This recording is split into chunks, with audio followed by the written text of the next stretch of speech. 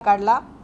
परंतु जे लोक फार कबरीवर बोलतात आणि ज्यांना फार आम्हीच कसे हिंदुत्ववादाचे पुरस्कर्ते आहोत आणि जे उद्धव साहेबांच्या बद्दल फेक नरेटिव्ह तयार करायचा प्रयत्न करतात ते हे विसरतात की ते नेमके काय आहेत।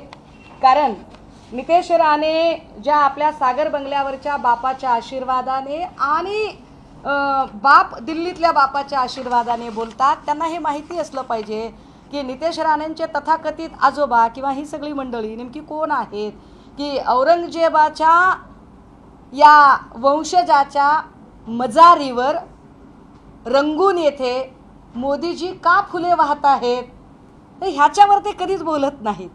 बरं, ही मजार जी आहे ही मजार औरंगजेबांचीच आहे, कारण याच्या मागे त्याच्या वंशजाची त्याच्या मागे एक फोटो आहे। हा फोटो नीट व्यवस्थित झूम करून घेतला की हा फोटो असा दिसायला लागतो। आता याच्यावर राणे बोलणार नाहीत, राणेंना जेवढा टास्क दिलाय तेवढा टास्क ते करतील